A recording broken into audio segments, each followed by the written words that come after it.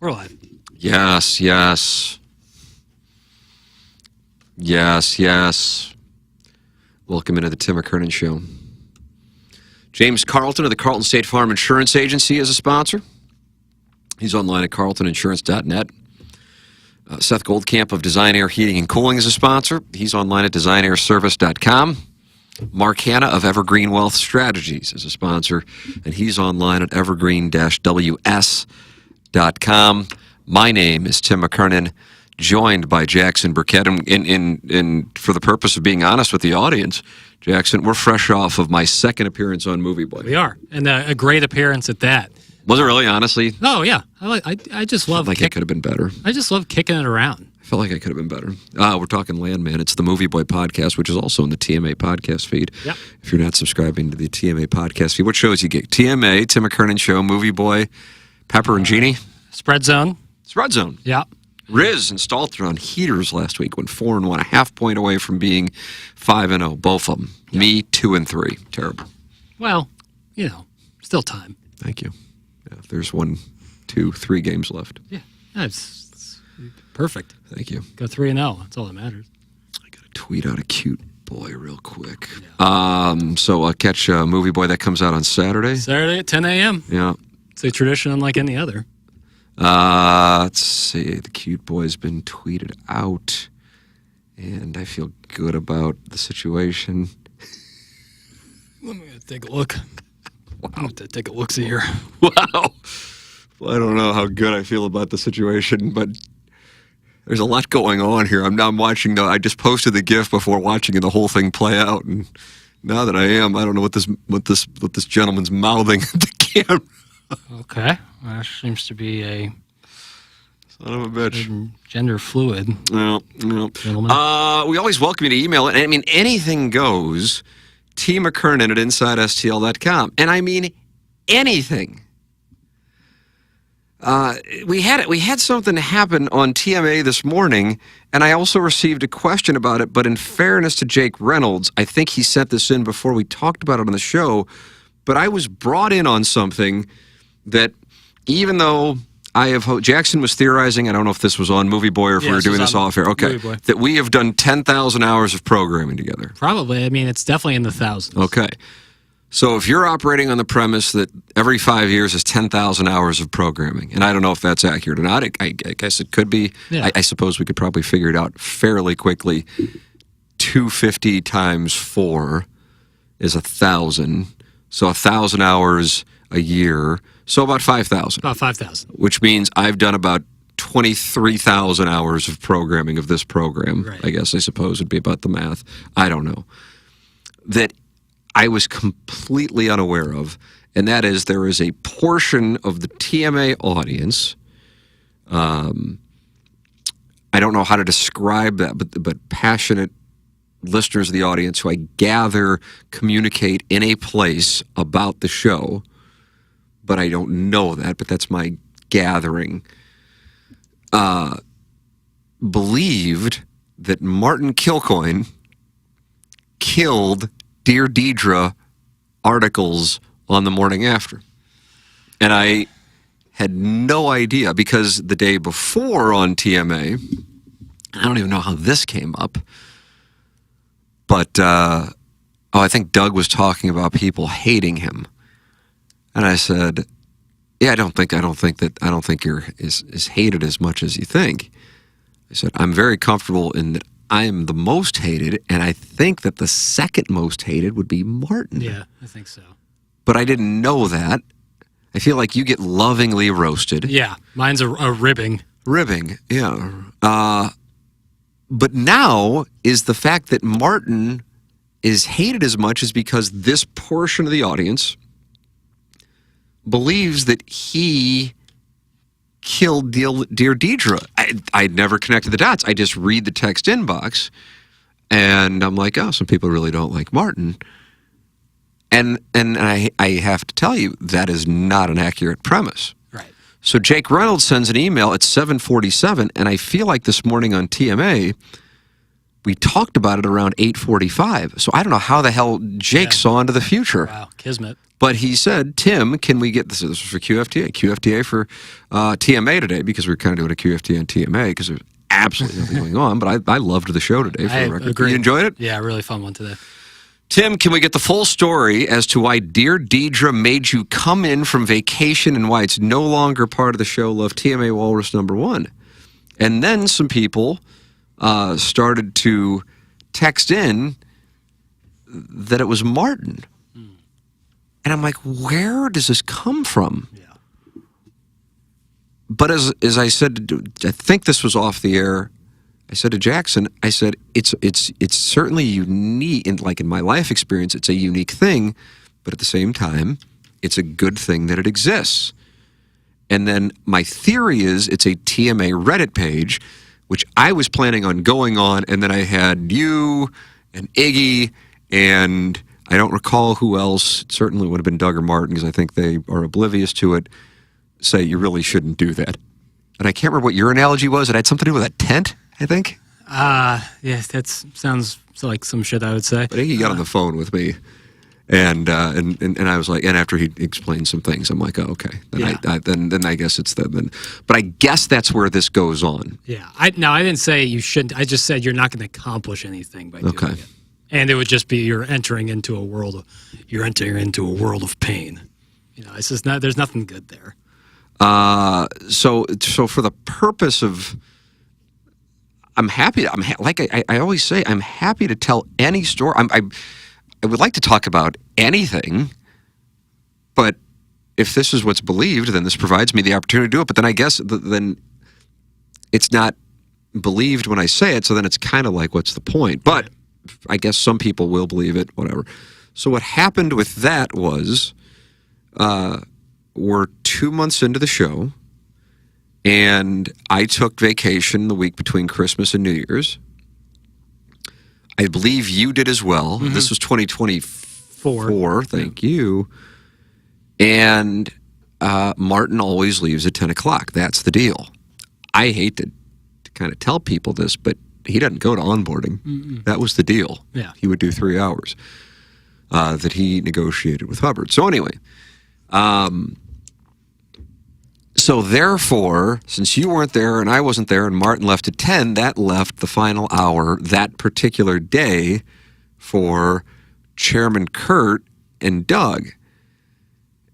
Now, Doug is an incredibly talented broadcaster, but for whatever reason, Doug doesn't want to run point. And I just doesn't want to do it. So in that spot with no one there, Chairman Kurt does it. And as it turns out, read a Dear Deidre. Now, you and I weren't there, but that I get with Chairman Kurt today in a commercial break was saying it involved 2 gentlemen and a toilet and pleasuring themselves, I believe. Mm. Mm-hmm. So I'm on vacation. I'm in dad mode. Yeah. With my family, and I get either a call, I guess it must have been a text, because Tommy Mattern, who's in charge of programming here, operations, and I were on the ones in the text with John Kiowski, who's the president of the market, and he said, guys, I don't know what happened today on the show. Tim, I think you might be off.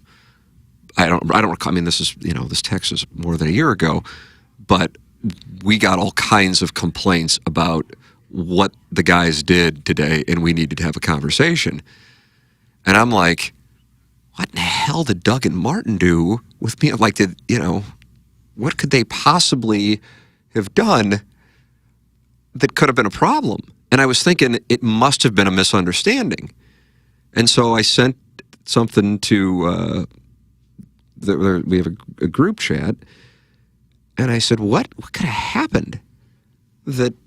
Right, that this would lead to something like this. If something's going to go down, I would think my fingerprints are somehow going to be involved. Well, when you think of usually, the other people involved in the program, it's like Doug went rogue and started talking about 2 gentlemen. And I don't know. I mean, either way, I think John kind of described what the issue was, and it was vivid. And so I'm like, what could have possibly happened with Doug and Martin? That's what I was thinking. And then I think Doug then said, he goes, I don't know. Kurt read a Dear Deidre, and it was a little more graphic than the normal ones. Yeah.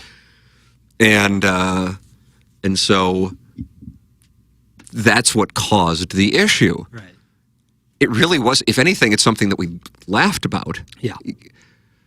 So then I'm like, okay, Jackson, if you weren't here, it's almost like I want you to walk out so people won't think this is like I'm waxing your car. Yeah.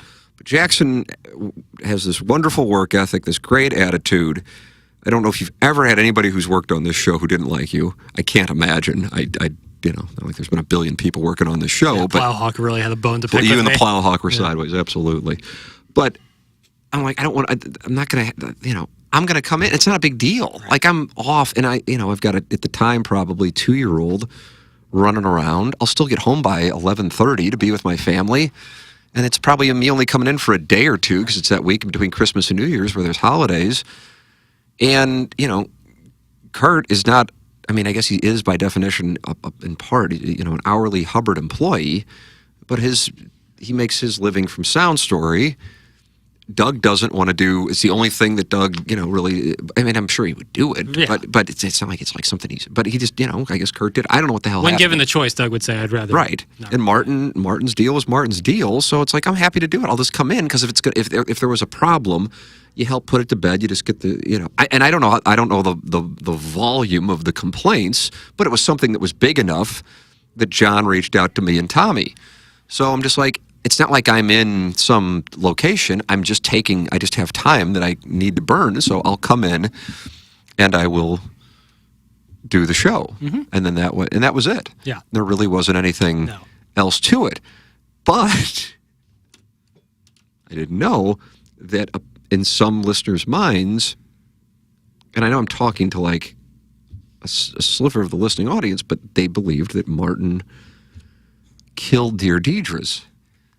Yeah, it's and I just was completely oblivious to that. At the same time, I'm grateful that people are bringing things to my attention, because I put these things out here, ask questions. Like, to Jake Reynolds' credit, he asks for the answer. And I'm like, I'm happy to answer if I can answer. right. If I can't answer, I would say, well, I can't answer, and that's the situation. But so that's the deal. The thing that stands out to me is when we used to read Dear Deidre's on HD2, it would get shit on as being hack, and now it's longed for. So I don't know. But either way, for the purpose of setting the record straight, I wanted to. Well, Jake sent an email, so there you go. And why it's no longer. So then, after we discussed it on the show today, I then read a Dear Deidre. Ideally, that proves that either Martin or Hubbard Management, I don't believe, and I'm saying this in the utmost sincerity, I don't believe Hubbard Management has ever told us anything with regard to the content of the show, of what we can and cannot say. Can't confirm. But listen, at some point, I will probably leave here, or they will fire me. It will end. What does the girl say in Cocktail to Tom Cruise? Or maybe she says to Tom Cruise, "Are you familiar with Cocktail? Have you done a movie boy in Cocktail?" I know the movie Cocktail. I've never seen it. He plays a bartender, right? He does, a wonderful bartender with Elizabeth Shue, who's going to join us next week. Oh, that'd be great. And she says to him, she's an older woman, and she's enjoying Tom Cruise, who at that time was probably in his 20s. She says, "I don't want it to end this way, Brian Flanagan, wonderful Irish kid." Mm. And she goes, and he says in response, "All things end badly, otherwise they wouldn't end." Mm. So many lessons from that film. Yeah. A cynical look at finality, but a look nonetheless. And that's just the way that, that's inevitably, that's the way that it goes. Right. But it doesn't change the fact that I really like and respect. It's just like, at some point, I'll either leave and do my own thing, or they'll go, "We got to fire you." Then you go, "Okay, God bless." That's the way that it goes. Right. That's business. But I'm not going to reverse engineer the truth to appeal to people when it's not factual. So that's what happened. And I'm really surprised. So on a break, I go, I can't believe that this stuff goes on, and Martin's just shaking his head like... Yeah. So anyway, if you have other theories that you'd like to be answered, you have to bring them to my attention, and I will attempt to answer anything and everything that I possibly can. T. McKernan at InsideSTL.com, or we go live on YouTube. And let's see what I got here, Jackie. Anything you want to add or subtract to that story? No, you're just happy with me. Oh, yeah. I mean, yeah. You're just happy with me. I am happy with you. Thank you so much. But yeah, the idea that Martin came in. I had never heard that. That first day came. He was like, we will not be reading any Deidres around here. I'm going to stand my fist. Or Hubbard saying anything like that. No, it's just not factual. And then there was somebody. It might have been Josh Bob Bill, but that wouldn't make sense. Well, he was with Keisha Gray in the same building. He was with Keisha Gray, yeah, in Tampa. And he said, it's gaslighting. And I'm like, but I don't know what that I don't know how that applies here. No, I don't see it at all. But I want to answer everything I can. I mean, I'm sitting here with I'm live. I give out my email address. I've offered money for hate mail. I will answer anything and everything. I don't know what else to do. But I was advised by multiple people that going to the source of is probably not... It just wouldn't accomplish anything. I didn't realize there was an anecdote that I was told, and I'm like, oh, then that's a different situation. Yeah. I didn't realize it. Yeah. All right. Well, look here. We were already blessed with 4 hours of QFTA this morning, and now blessed with more. That's from MD 2020. Oh, yeah. I am the texter formerly known as Big Racist. Oh. Wow. Oh, my God. Holy shit. This is a surprise guest. Prior to my name being changed by Hoffman, I was Jim Abbott's good hand. Well, this is a surprise guest. Can we get him to call in? The texter known as Big Racist. You can give it a shot. I don't know if the machinery still works. Big Racist. God, I don't know what the phone number is. I love Brian Hoffman. I think I still remember it. 636-900-4TMA. In my opinion, the message this morning blaming Martin was sarcasm / humor. I imagine the general consensus would be that Hubbard killed Deidre. Well, that would be inaccurate also. I mean, it just... Yeah. I don't know how to advise. It's odd for me to talk, because here's the thing. My whole career, at least for the years I've been doing radio, has been rooted in good faith speculation for 3 or 4 hours a day on things I really don't know about. Mm-hmm. So therefore, it would be quite disingenuous for me to scold people for, I guess the good faith thing might be the key adjective, but I think a lot of it is good faith or good-natured speculation about things they don't know anything about. Now, if Doug Armstrong or Chaim Bloom were sitting on a live YouTube podcast and saying, ask me questions, and then nobody asked the questions, and I would say, now that's kind of on you. Right. So you might make fun of Jake Reynolds, but to Jake Reynolds' credit, at least he asked the questions. Because I'm sitting here going, what are these things that you've heard? I will answer them. Right. And Martin or Hubbard killing Dear Deidre is just 100%. Like, Dear Deidre wasn't an important part of the show. No, it wasn't. It was just like a dumb thing that we would be goofy. Read because Doug would react when they would announce the ages. But if anything, I recall it being hated on by the audience. Yes. But again, it kind of is... Yeah. It's like, Did you say ubiquitous? Yeah. It was just be like, oh, wow, another Dear Deidre. And that it gets back to what I've talked about ad nauseum about, romanticizing the past, and what you've talked about before, where if someone leaves the show, that's when they immediately get deified. Like, I think that's just, in a way, the nature of... Is it deified? Is that a word I'm looking for? Deified? Might be. I don't know. Deified? Deified sounds better off the tongue, so I'm going to go with deified. Yeah, I got to say. That's what I was wondering when I heard it. That's why it just gave me pause. And now, a little tangent here. I heard something with Zlatan Ibrahimovic, Swedish soccer player, legendary Swedish soccer player who played all over Europe. And he said Catholic, but he said Catholic. That's how he said. Who said this? Zlatan Ibrahimovic. Swedish soccer player. Sure. LA Galaxy. LA Galaxy for a brief moment. Mm-hmm. He said Catholic. And I said, wow, I've never heard that pronounced that way. Well, I found that interesting. What was I talking about? Deified? Oh, yeah, just people as romanticizing the past is my umbrella take on that. Is people like to romanticize the past, and I think we're all guilty of that at times. I think it's about filtering out what we perceive as better versus perceive as different. Nostalgic dopamine hits. Let's talk about it. Yeah, this isn't specific to TMA past being romanticized, but there, as I've told you, I really enjoy that TikTok. Me too. What's in your algorithm?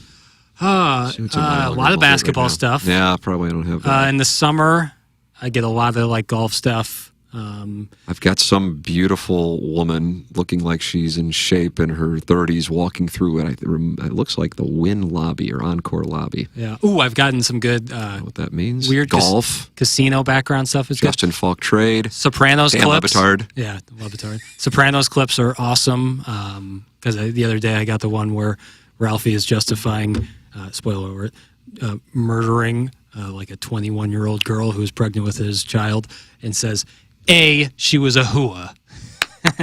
It's fantastic stuff from Joey Pants. She was a hooah. A, she was a hooah. B, I'm a made guy, Tone. My favorite moment in Sopranos history is when Frank Vincent sits down with Vito's son. You look like a Puerto Rican hooah. That's it. I think it might be my favorite moment in television or film history. Yeah, that's, oh my God. You look like a Puerto Rican hooah. Frank Vincent comes in like season 4 and doesn't stop throwing heat until his head gets squished like a grape. Head gets squished like a grape at a New Jersey or a New York gas station. Oh, outstanding. Tim, the Reddit page is an no-win situation. The folks who post on there cannot be reasoned with.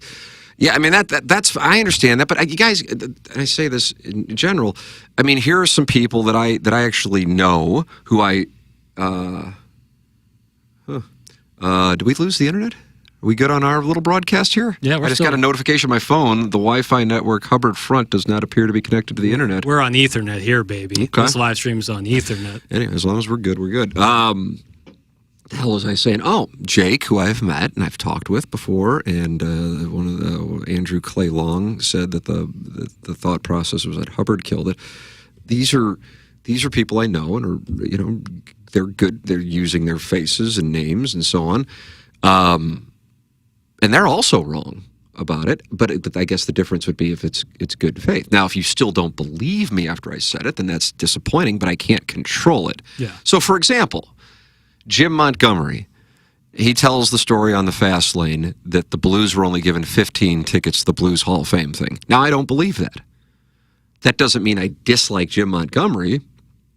I believe that Jim Montgomery, as the head coach, is covering for some guys on his team, which I kind of realize comes with the territory. That's why he has a 5-year contract paying him whatever the hell he's making over the term of that contract. And sometimes you got to, do that. At the same time, I suppose it might be true. It strikes me as a little surprising that for the Blues Hall of Fame, the Blues wouldn't have access to more tickets for their players. But okay, I don't know. Somebody said off air that no, that actually there is some. I'm like, okay, I don't know. So nobody ever likes being called a liar. So in this case, I suppose I'm being called a liar, like I'm covering up for Martin or I'm covering up for Hubbard. I don't know what to say. Also, the Dear Deidre's thing, I never really considered it a critical part of the program, but I didn't know that this was something that was really important to a portion of the audience. So I want to be able to answer any and everything I can, because I was like this thing where over the Christmas break in 2024 apparently has been a real burr in people's saddle, and I was completely unaware. A burr that's been festering, clearly. Yeah, I think for 13 months. Yeah, I think the difference there. All I did was I don't want Jackson to have to come in. Right. Doug doesn't want to have to run point. Kurt doesn't. That's not his job. Yeah, Martin has a deal set up. Martin has a deal set up. Yeah.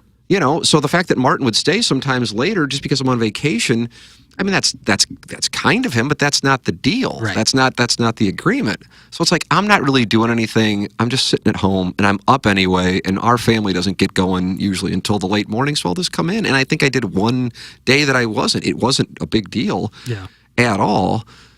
But that's the story. It's just really not that interesting. No. I don't know. but I don't know. I think don't know what that to when you say. use the example of the Montgomery thing and the Blues Hall of Fame dinner is like you still have like you might not believe the thing about 15, but you're still like your tone is speculative. You don't know for sure. You're not saying I don't think that's true, therefore I refuse to believe his answer. It's I believe that I hear you. I have doubts, but you're not building another premise based on that speculation. Like that's where it starts and ends. Is you're speculative about that answer, and that I think is kind of our jobs, and also like very fair. I think it becomes a problem when people take their speculation as fact and then build upon that. I agree with that. I do agree with that. But here's the thing. I am sure I have done that. Now, I don't know how often I've done it in recent years, but I recall talking to Mark Lamping. This is going back, I think, right when I started Inside STL. So you're talking 2005, and he was the president of the Cardinals. Jocketty hated me. I mean, he really did. I'm not saying that to be humorous. I mean, I think maybe I'm perhaps exaggerate, but I'm sure like at times he hated me, but he hated me because I would get information on things from a couple of different places, and I would break stories, and I didn't do it. I just like I had it, and it was right, and so I would break it. Now this is before Twitter, and I think that drove him up the wall. Then I go on the radio, and I guess I have some credibility because I'm breaking stories. And then I would act like a complete ass. As I said, I don't even know how it came up today. Somebody asked Alan Dadeville, maybe asked how Martin got on the show and what his reaction was when Hubbard started pursuing him and all that, which I believe was a question that was asked on here a couple of weeks ago, but asked of me as to how it happened, and it was good that Martin could answer it. But specifically with the Cardinal thing, I was asking Mark Lamping about something or another, and we're on the phone, and he goes, it's one thing to be critical. He goes, it's another thing when you're calling people liars. And he go, and it wasn't like a hey motherfucker. It was almost like a fatherly kind of thing. Because at the time I'm not even 30, probably right around your age now, and I guess they, kind of like you can't be doing this shit. Right. Right. You can't ask us to advertise or do deals with Inside STL if you're also going to call us liars. Now, he wasn't saying you can't be critical of the organization. Right. He was saying you can't call us liars. And I agree with that. Yeah, and there is a difference. There's a difference. I see it. But, one of the things, and I think he might have said it when he was on at spring training, and I realize he's persona non grata with the audience, and I'm not saying that he shouldn't be, but Mozeliak, who was around really since the beginning when I came to town, before that actually, and he goes, you've matured so much, because they looked at me as this, right. And I look at it too. So when, somebody brought up the early days of the morning grind, and I think Martin was kind of dancing around it. I'm sure for Jim Hayes and Martin Kilcoyne, I mean, I think I might be overstating how fucking batshit I was, but that put them in a tough spot, because you're associated. If we would have somebody on the show now who was a problem, then the people on the show by association, and I think I was a problem, but not in like it wasn't like a knowing mean way. It wasn't it was just I don't know. I guess for lack of a better term, it was a lack of maturity. But it's not like I was 18 or 19 or 20. I mean, I was approaching 30. So when this happens with our show, it would be really disingenuous to bitch about it because number one, it's good for business. Yeah. But number two, our business has been built about speculating on things that we don't know about. Mm-hmm. So therefore, how horseshit would it be for me to go, now, again, I do make myself available and answer and solicit any and everything, and I've been doing it for a long time, and I've never once heard about these theories that Martin or Hubbard killed dear Deidre's, and the proof is that I came in from vacation like it was a big deal. And I'm just like, it wasn't a big deal. If anything, I don't remember what it was. I think Tommy might have seen me, and he goes, why are you here? And I go, I just didn't want to. It's not fair to Doug that he's in there. it's not a big deal. Right. It's not heroic. It wasn't a, hey, look at me at all. It's just kind of like, I'll do it. I like doing it. I'll do it. I still can be with my family. It's not going to change anything. It wasn't like I was going to have all these days off and now I won't. It was obviously something that caused a problem for the president of the market, who has been nothing but great to us, in John Kiowski, and I really like and I really respect him, and I know we all do too. And that's not I got to say this because we didn't say that about previous parties we worked for. Check the record on that. And so, I'm like, okay, I can help out here, and I don't want you to have to come in and run point because I'm going to sleep until 8 as opposed to 6:30. And just drive in. Yeah. So I think the fact that we're talking about it for the first time and since it happened, which was over a year ago, underscores that it was like kind of nothing to everybody. Well, you would think so, right. but I wasn't aware of it. And I get, and it's not this conversation is about that. It's like, hey, what else have you heard? And let me tend to it. And again, to Jake Reynolds' credit, he at least emails me because then that allows me to talk about it. But I don't know the other. Like, you can't know what is being said because we just don't know what's being said. Like, how can you know that the stuff is out there if, you're not looking at, or it might be done in group chats. Yeah, right. I don't know. I mean, I'm operating on the premise that it's the TMA Reddit page, but I mean, that could be incorrect. I have no idea. Dear Tim, what is the origin story of the email of the day? Thanks. That comes from Dave. I think the email started when I was working with Frank Cusimano. And full transparency, that was a ripoff of Jim Rome. Right. And Prod Joe recently told us, texted into TMA, that from day one of the morning grind, there was email of the day. Like, there has always been email of the day. Yeah, which kind of surprised me, but then it made me think about it. And Frank would love, because we did have, just like we still do now, it's a totally different group of people now than it was 20 plus years ago when I was working with Frank, which I think was 2003. Up until we started the morning grind in 2004, some super talented and creative people who would write in. So yeah, I guess it dates back to that. But the phone call thing was kind of what sports talk radio had been built on for its first however many decades, and it was kind of dated. And you would hear from like the same 2 or 3 people, and they kind of thought they became big parts of the show. Right. That's like a Stern thing, right? Like, but these were people who were like serious. Okay. Now the audience probably, like, if they were to call into TMA now, I don't know how often they would keep calling in after they would hear the reaction, but there was no text line at the time. And so, these shows were on KFNS. They didn't have huge audiences. And so they kind of became celebrities. And then I guess maybe the hosts were grateful that anybody would call in. And so, oh, look, so-and-so's on the line. And then, then they direct the conversation. Right. So the text inbox allows us to pick spots, and then you have the emails and so on and so forth. So the emails allowed there to be a filtered, not in a sense that, we got to clean it up, but a way for people who didn't feel like they wanted to call in to communicate with the show. Because again, as crazy as it might sound, the texts didn't start, I don't know, until when? Might be after 2010. Yeah, it definitely was the thing when I started listening in 2014, for sure. But I don't know the exact date. I'm curious. That's like a huge shift in radio, is having, especially for TMA, having a text line, like instant reaction. It's the best. Yeah, it's the absolute best. Right. It's the best part of the show is people texting in. Let's see. Doug going rogue would be hysterical. Agreed. Well, for about 20 minutes, that's what I thought it was. Yeah. And I'm just like, God, how fucked up is it that, it was one of the first days I had taken off since we moved to 101. Probably the first day. It might have been. Yeah. Because it was definitely my first day off since we go. And I'm going, God, I missed one day. And then Martin and Doug decide to read a story about 2 guys on a toilet, I think, masturbating each other, I think is what the story was. Mutual. Is that what it was? Yeah. Well, you weren't in. I don't know. I thought there was a sex toy involved, but I could be wrong.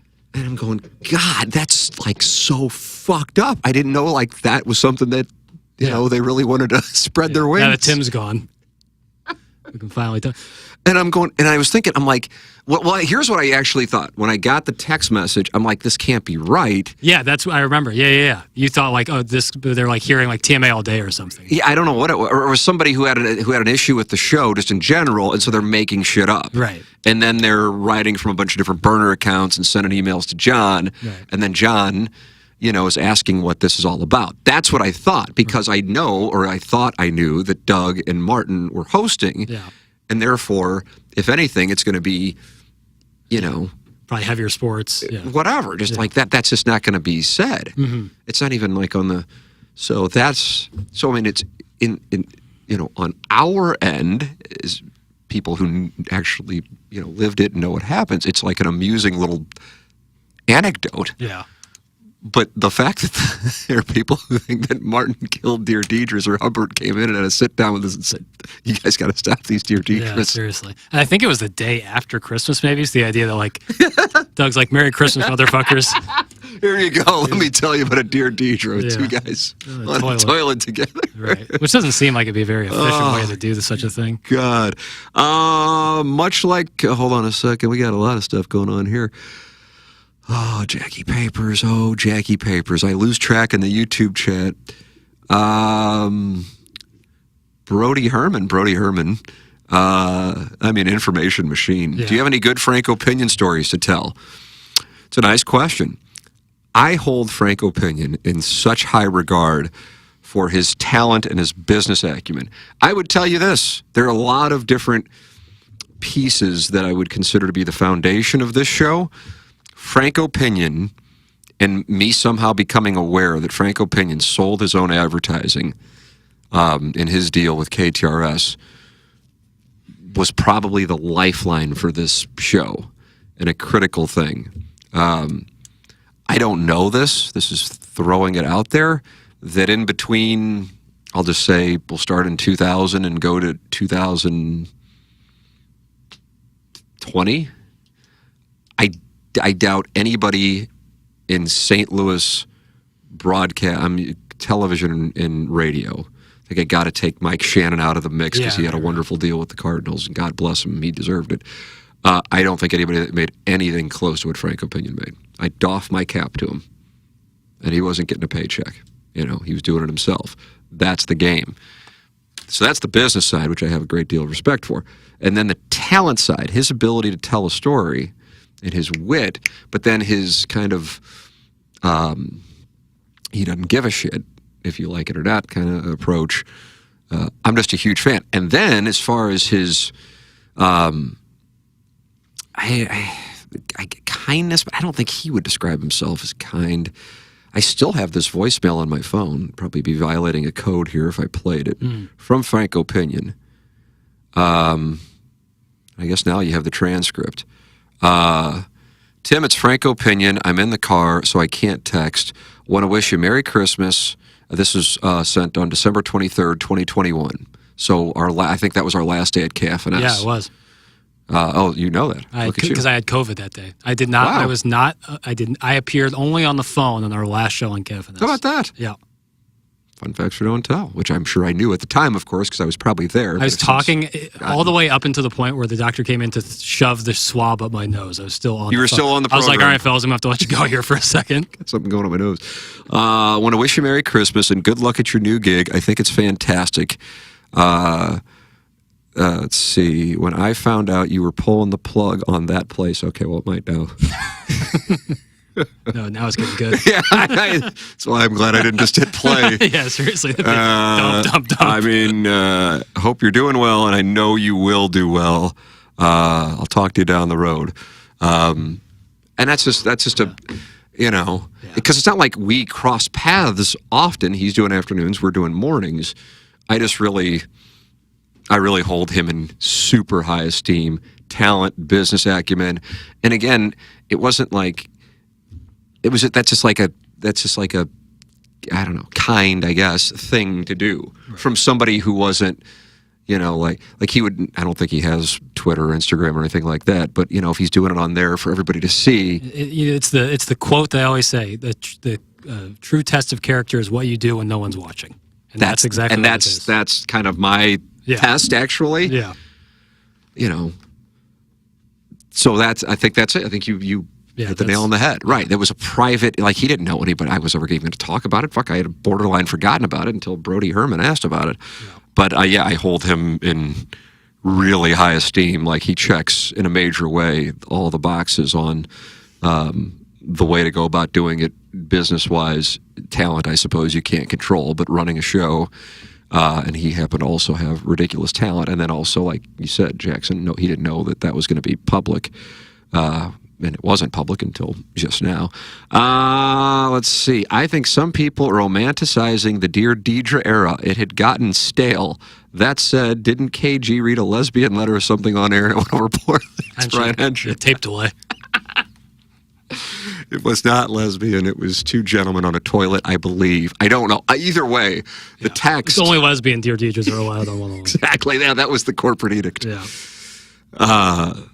Yeah, I think for 20 minutes, I was like, well, this can't be right. And then it's like, no, it absolutely happened today because I've got messages from a variety of different listeners, and they're none too pleased. Yeah. And I'm like, okay, then I'm going, what the fuck were Doug and Martin? Like, how did this happen? Yeah. Because I knew you weren't there. Right. And I'm going, God, these two guys, who would have thought these two motherfuckers? I'm smiling thinking about like some guy in town for the holidays, never turns on the radio. He's like, all right, what sports talk I got on? I'm a Cardinal fan. I grew up here. 10:35. And it's just a in detailed story about a guy and another guy masturbating on a toilet. Man, format change here on 101. That's really, that in of itself is worthy. Yeah, now in the moment, I'm like, God, I take one fucking day off. Yeah, right. And I got this going on. Yeah. And I'm like, and it can't, and I'm like, but in my mind, I'm like, it's people trying to get the show taken off the air, and they're sending, or it's a guy sending in emails to John from a bunch of different places. Which is a bad way to go about it, true. Because like there is like an audio record. It'd be like, hey, at 10:30 I was listening, they talk about this. Like, well, no, I got an audio that says we were talking about the police. Yeah, who knows? I don't know. But I'm just like, in my mind, I'm like, it couldn't have happened. So in my mind, it didn't happen because I'm picturing it's Doug and Martin. And even now, like, if it goes, like when Doug was doing TV, that's the reason for the birth of the suspension logule, is he would have to have this, on the record protest of the content, which became he's suspending people. So, hey, God bless. Yeah. Because these TV bosses. Right, plausible deniability. He's like, well, I have here in this logule that I've suspended that person who texted that in right here. Right here, sir. Yes, exactly. That's my proof. We have to kneel down to the local TV community, like the horse racing community and the boxing community. Yeah. It's over. Yeah. But fine, I'll deal with it. And so Martin will sometimes do some plausible deniability noises. Yeah. So that's why in my mind, I'm like, there's no way Martin and Doug sat there and talked about two guys jerking each other off on the toilet at 10:30. It's just not happening. No. Certainly not when the mics are on. I mean, these are two guys with like a combined 100 years of experience. One's a sports director, one was a sports director. And then they just decided, today's the day. It's the day after Christmas. It's Boxing Day. Yeah. They look at each other in the eyes and they say, all right. Let's blow it up. We wanted to do it in the 7 o'clock hour. We wanted to do it in the 8 o'clock hour. We wanted to do it, and then at 10:30 is the witching hour. We've edged ourselves enough. Let's release. Yeah. Oh, my God. I'll briefly tell this story that Bill Hader once told about SNL. Josh Brolin was guest hosting SNL. Bill Hader tells a story that he wrote this sketch called Fart Face, where essentially they just call each other Fart Face for a while, and like it played to no laughs in the rehearsal. Ooh, so they thought it was going to get cut, and they kept it in. And apparently there was this great sketch they did right beforehand. The place was going batshit, and they were about to go do Fart Face. And Josh Brolin turns to Bill Hader and goes, well, fellas, let's shut these fuckers up. And it played to no laughs, and it was really, really funny. But that's the same idea. It's like, all right, we've had this equity. We're finally on 101. Let's finally rip the cord and start telling it's unbelievable. Mutual stories. Really good stuff. But I guess I don't know if I call it the best part. The part that intrigues me the most is that there is a portion of the audience that thought that Martin came in and said, hey, I'm in. Yeah, right. But Dear Deidre's got to go. Or that Hubbard sat us down, said, guys, we're locking you in. We're making this move. Yeah. But here's the deal. Yeah. Dear Deidre, it can't happen. We know it's been a key part of the show. Right, yeah. I don't know how you guys will soldier on. How long you guys going for today? That's from Horsey 133. Jackson, dangerous for you. I don't have an out. Okay.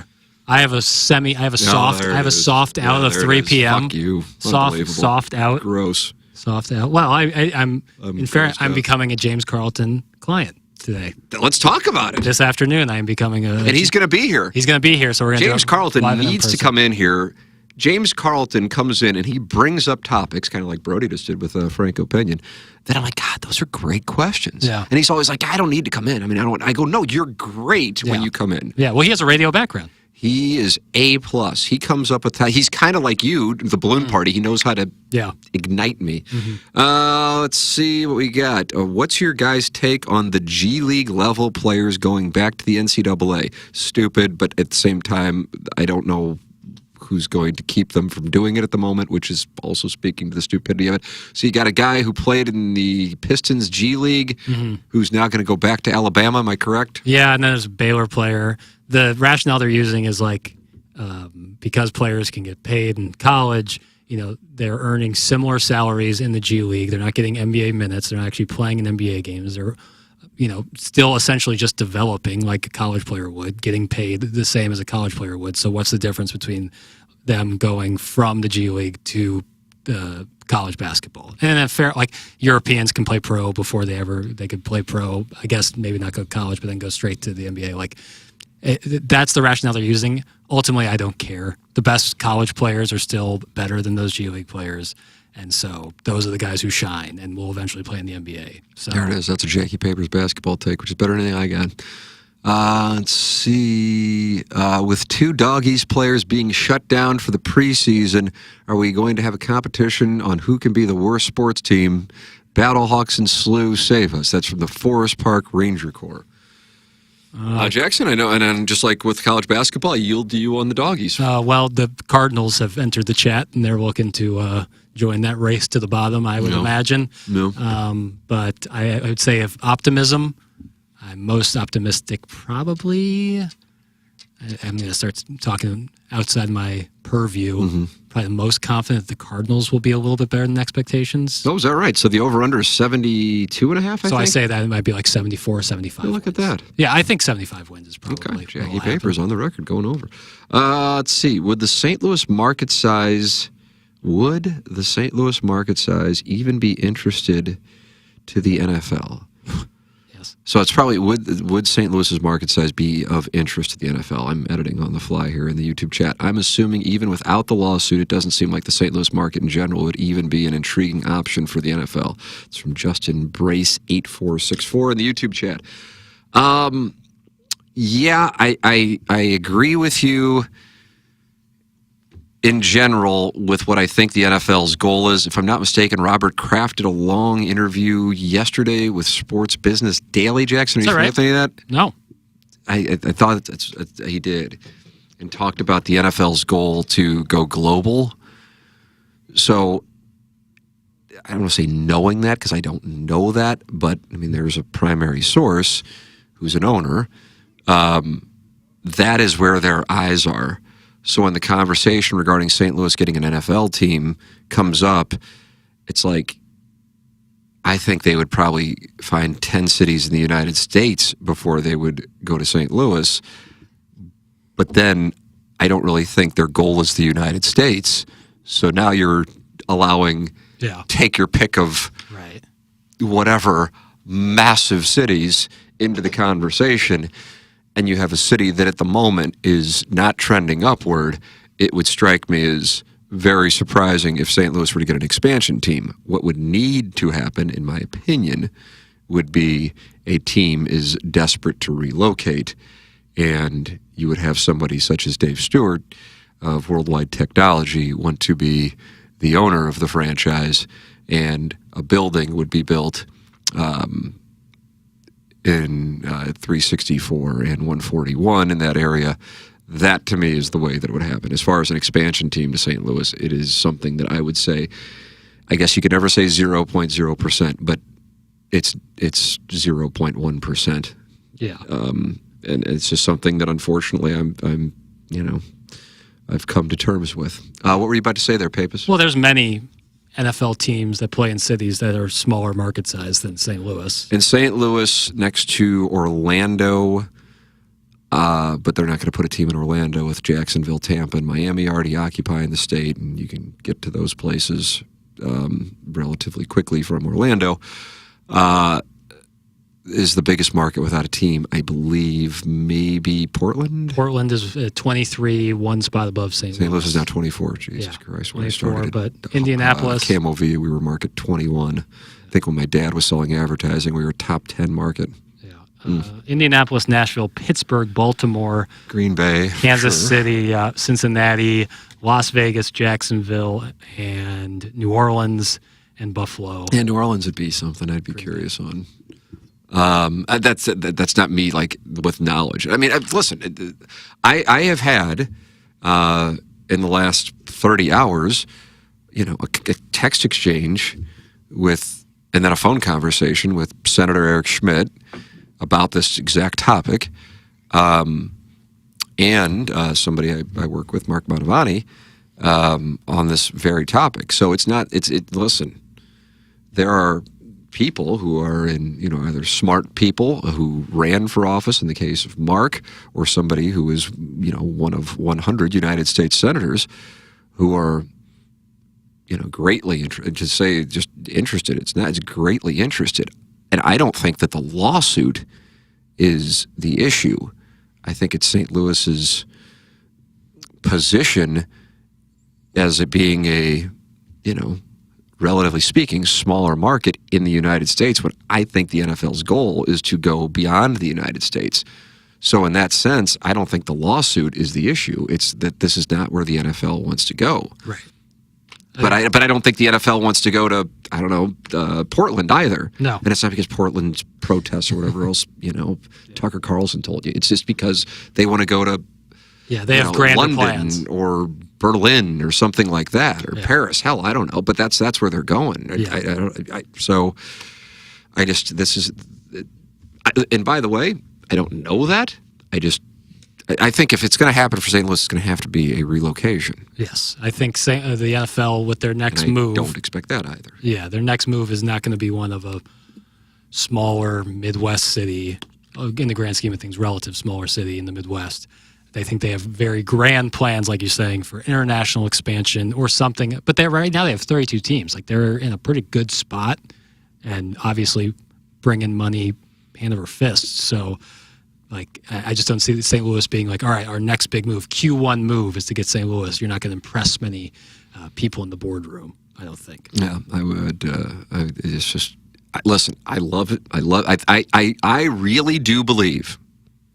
I really do believe. No bullshit. And in a way, it's I guess, from having some position of knowledge, not that it's extreme knowledge relative to the average person, so I don't want to portray it that way, but that, confidently that the attorneys were leading the negotiations with the league, not leadership in St. Louis.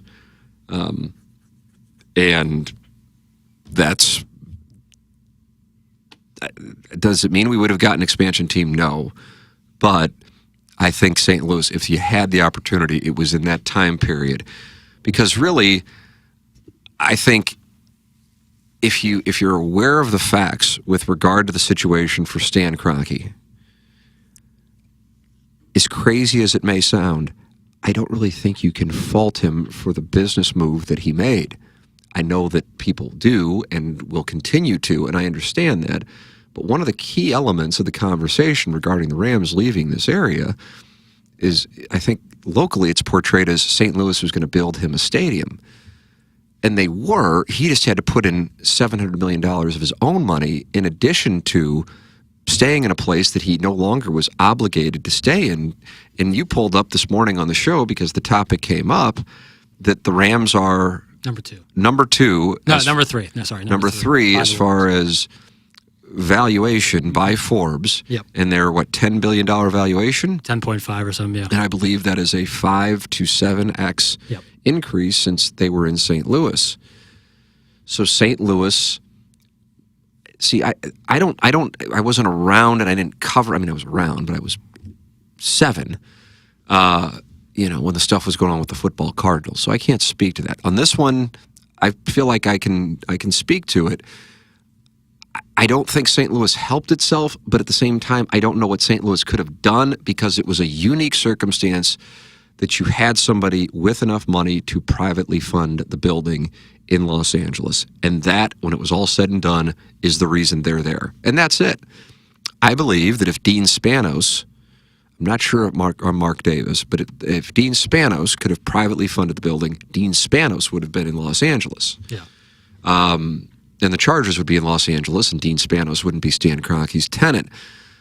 But getting into the weeds of that stuff is not something that is titillating as just saying fuck Stan or things like DeWallet, you know. And it's not because I'm operating at a high level of intelligence on this stuff. It's just because it's my job to know it and cover it, and it's something that it's probably the last thing that I've really covered like that. Probably will be the last thing I cover like that because it's what's more important than losing an NFL franchise for what we do. And it was a foregone conclusion once it became clear that they weren't going to get what they wanted in St. Louis, that he was going to go. I do think that if St. Louis would have built them something that St. Louis probably couldn't have afforded to build, that they would have stayed here.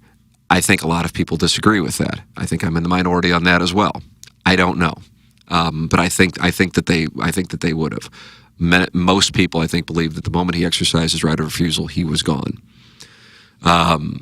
But either way, he won, and I also don't fault him for leaving. The thing that I don't understand still to this day is the letter shitting on St. Louis out the door, and then Kevin Demoff, you know, costing his boss hundreds of millions of dollars, in part by the morning after that vote, he's bragging about Stan calling him from Inglewood when he's driving around Inglewood, I think in 2012 or 13, and finds where they eventually built SoFi Stadium. It's like that was used against him in the Los Angeles Times. Those were just two ridiculous self-inflicted wounds. But it's like you want to spike the football, you want to shit on St. Louis, and then you want to brag about your plan that you had in place clearly for years while you were telling people otherwise. You didn't need to do that. Right. Kroenke actually did, quote, PR-wise, the right thing by never talking. Yeah. But at the same time, Kevin Demoff isn't a 50% partner in the business. He's an employee. So Stan Kroenke did the wrong thing by saying, hey, just don't talk. But I guess, I don't know, this is strictly speculative. It's like, okay, while we're here, let's make as much money as we can. And so therefore, keep doing interviews and keep telling people that there's a chance and, you know, whatever the stuff that he said. He always told me, including private conversations, it's going to get worse before it gets better. Which is whoever instructed him on that one, or if he came up with himself, that's a good way to go with it. Because I then would go, oh, well, it's going to get worse, but then that means it's going to get better. No, it's just going to get worse. Right. And before it gets better. And in this case, it never got better. No, it did not. So by that definition, the statement was true. But there is no secret plan is patently false. Right. And it's like, why say that? Yeah, and that was in 2014 with me, Jim Edmonds, and TJ Moe. We were doing the show from the Wheelhouse downtown. I'm like, okay, why? I don't know. I don't get like, you don't need to do that. What are you accomplishing by doing that except like to jerk people off so they keep coming down there in 2014 and 15? But it's not like many people were doing it anyway. Right. I don't know. They eventually got sued for that exact thing, you know, like that's right. Yeah. So, and that's the other thing is like Demoff with you guys said like Stan buys his land all the time. Like he's a real estate mogul. And then after the move happens, it's like, no, he was looking for land for the stadium. It's like, oh, that's what we call contradicting. Right. Good pronunciation, Jackson. I liked it. Yeah, you're contradicting yourself. Yeah, I feel in a similar way. It's like I understand why Kroenke did it. In the sense, like in a business sense, I detest people who have an ungodly amount of money trying to make more money simply like what Logan Roy says in Succession, to add more to the pile, you know, make your own fucking pile. Oh, I like that. Yeah, make your own fucking pile. But like the idea of like I have so much money now, watch me rip up all this shit and just do this because I want to make more money and have this legacy, I find that to be gross. But neither here nor there. I get why he did it. The NFL makes their own rules, so the fact that they broke their own rules is like, well, you know, who you got to complain to? They're policing themselves. What are they going to do? So I get like all of that. It's the letter that really frustrates me, and then I guess the way the lawsuit ended up finishing out was like just really. It didn't have the conclusion of the finality. I didn't get the closure that I felt. So what I was going to say, and maybe I never concluded my own little story. I think it would have been possible to get a team from that lawsuit as part of the settlement. I believe that. And now I might be wrong, but at the very least, it was handed over by leadership to the attorneys. And what are the attorneys going to do? They're going to settle because they're in a contingency. So it's just, people, when we were talking about some topic the other day on TMA, somebody texted, I jokingly said, I know there's a lot of people asking me to run for office just for the purpose, because apparently people believe Martin goes to onboarding. Mm-hmm.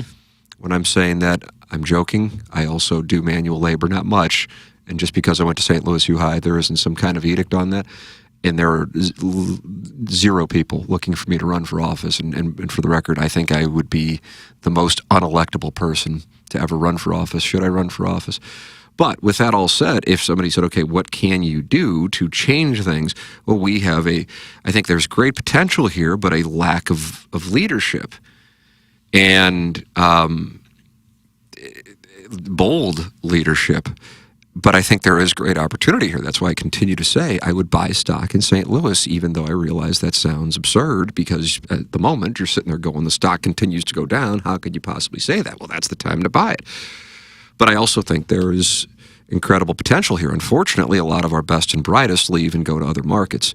But this void of leadership played a role in a miss. There was an opportunity there, I think. Now, I could be wrong. And then what do? You get the settlement. Attorneys get a third of it. They didn't do anything wrong. That was the agreement. They took it on a contingency. They put in God only knows how many hours to that thing. And they're doing it for free on the contingency. And then what happens with the money? Now the money is being used to fund debt. It's being used to make up deficits in the budgets. When it first was being talked about, there were these grandiose ideas of, okay, we could do this with the money, we could do this with the money, we could do this with the money. And now it's just like, okay, well, we overspent on our credit card. Now we're going to go to our pile here that we got from our trust fund from mom and dad. That's what it's being treated like. And it's, you just can't, you got to have people in positions of leadership who are willing to be disliked. As crazy as it sounds. Right. And have vision. Yes. And it's just, I don't know. And I don't know what the hell we got. All right. I've got 1 million people here in this YouTube chat. I want to go to the emails because I do this and then I get distracted by the YouTube chat and I don't answer things. Let's see. Hey, Tim, I just wanted to thank you guys for shining a light on SLU basketball this year, including the fun visits with Coach Schertz. I've known Kellen Thames since he was a toddler, and I've known his dad even longer. I used to play ball with his dad, and little Kellen would be at the games, and years later, I was a teacher of Kellen's, his parents, and I nervously text during every game still. Again, it's been super cool to hear you guys hyping up the Billikens on a regular basis. Keep up the great work. I don't know if this person wants his name out there, so I will err on the side of caution. Yeah, the Billiken thing, there's no need to thank us. It's a real thing, and we don't talk about things one of the things on the show that has been a trademark of the show is we don't just talk about something because it's going on ever. We talk about what we're interested in and what we think the audience is interested in. And in this particular case, my reasoning specifically on St. Louis University is when Schertz would come in studio last year, he would speak bluntly both on the air and off the air. Off the air more so when he would talk about the injuries. And you being a huge college basketball fan, I would imagine you probably loved those conversations. Every single one. But he didn't want to say it on the air because it comes off as excuses. But he's like, I've been doing this for how many years he's been doing this. He goes, I've never experienced injuries like this. He goes, we're just wiped out, But he can't say that on the air. But my point being, he built up credibility for me with those comments, because if he would have said it on the air, it would have been different. But he's saying it but he's not saying it on the air because he doesn't want to come off as he's making excuses, even though what he's saying is correct as far as the injuries. I can't speak to what he's experienced in his career, and it just wiped out his team. But the fact that he didn't say it on the air, that I'm like, okay, when this guy comes in, he isn't in here to like jerk us off, you know.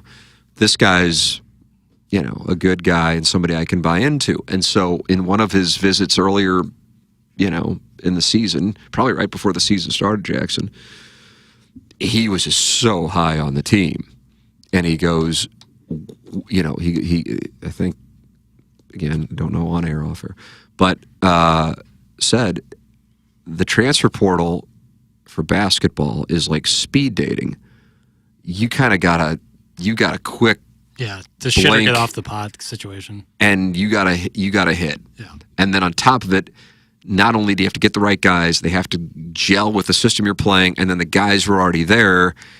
And he goes, "We hit," and you could just tell like he wasn't, because he wasn't saying that on the air. He was telling us. And I'm like, I remember last year when he was telling us off the air about the injuries. Here he is. He's not bullshitting on the air trying to get people to buy in. He's telling us off the air. He's like, we got some guys and they're all fitting together, and there's a real thing going on. And so, you know, my observations, I guess, being early to the party on St. Louis U was not me observing anything, because I don't know what the fuck I'm looking at, like you know, or certainly somebody such as Josh Schertz knows.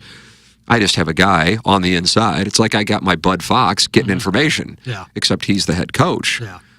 And I'm like, I'm pretty confident this guy is incredibly confident. And so I remember watching the Santa Clara game and going, Santa Clara's supposed to be pretty good. When it was over Thanksgiving break, there was nothing really on. And I'm like, oh, that's great that they beat them. And then watching the Stanford game and being like, fuck, I know how kind of they're living on a razor's edge. I hated seeing that, but they were up big on them. But I would think 99% of sports fans probably didn't watch that game in St. Louis and look at it and go, SLU lost to Stanford, whatever, who cares, and wouldn't know that they were up and they lost on this freak buzzer beater. Yeah. And then I see their schedule and they're just playing, you know, randoms, and so nobody's really getting into it. But going to the games, it just came about because Mark Milton, longtime sponsor, said, hey, do you want to take your wife and your boys? He has these great tickets as a big SLU sponsor. Do you want to go to the game? And I'm like, sure. You know, otherwise I wouldn't have been there. But I'm like, I know Coach Schertz is high on him. So we go, and I'm like, holy fuck, this is a different deal, you know? And don't get me wrong, they were playing Central Michigan, who's awful. But I'm like, this is fun to watch. And then we wind up going to the game against San Francisco. And I'm like, these guys, you know, it's fun to watch. But